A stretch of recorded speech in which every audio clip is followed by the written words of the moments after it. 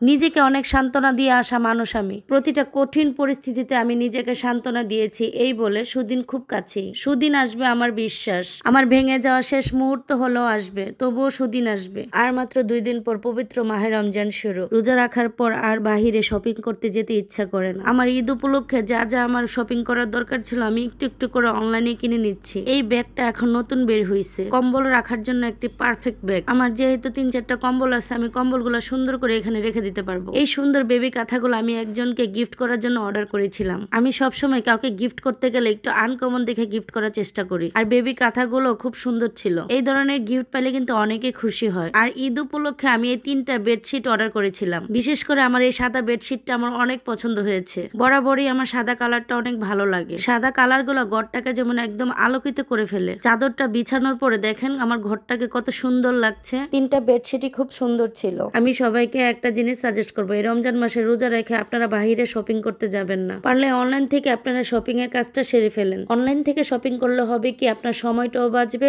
আর আপনার বাহিরে গিয়ে কষ্টও করতে হবে না। আমি এই বেডশিট গুলো নিয়েছি স্মার্ট জোন এই পেজ থেকে। স্মার্ট জোন এই পেজ আমার একটা বিশ্বাসের জায়গা। আমি বরাবর এই পেজ থেকে আমি শপিং করে থাকি। তাদের প্রোডাক্টের মান কোয়ালিটি অনেক ভালো, আলহামদুলিল্লাহ। আপনারা চাইলে তাদের পেজটা ভিজিট করে আসতে পারেন। আপনাদের সুবিধার ক্ষেত্রে তাদের পেজটা আমার ভিডিও ডেসক্রিপশনে মেনশন করে দিলাম, কষ্ট করে চেক করে নেবেন। গত 6 মাস যাবত তাদের থেকে আমি প্রোডাক্ট নিয়ে থাকি। আলহামদুলিল্লাহ, আমার আল্লাহ তাআলা একটা মেয়ে দিছে। মোট কথা, যে জিনিসটা সে দেখবে সেটার জন্য সে পাগল হয়ে যাবে। আমার মেয়ের কাছে তো দিন নাই রাত নাই, যখন যেটা তার পছন্দ হবে, যখন যেটা তার করতে ইচ্ছা করবে সেটা তগ্নগত করে দিতে হবে। আমার মা তো আমার মেয়ের এগুলা দেখে আমাকে বলে যে এটা তোর প্রাপ্য ছিল, কারণ এর থেকেও বেশি তুই জ্বালাইছিস আমারে। আমাদের মায়েরা আর কিছু পারুক বা না পারুক এই অভিশাপটা ভালোই দিতে পারে। ছোটবেলায় যখন আমি জ্বালাইতাম তখন আমার আম্মা আমাকে বলতো, আজ যেই পরিমাণ তুই আমারে জ্বালাইতেছস, একদিন তোরও সময় আসবে তোরও পেটের সন্তান এরকমই তোরে জ্বালাইবে। ওই যে কথায় আছে, মা দোয়া করলে কখনো ফেল না যায় না, কথাটা কিন্তু একদম বাস্তব। আমি আমার মাকে যতটুক না জ্বালাইছি তার 3 গুণ জ্বালায় আমার মেয়ে। এটাই মনে হয় প্রকৃতির নিয়ম।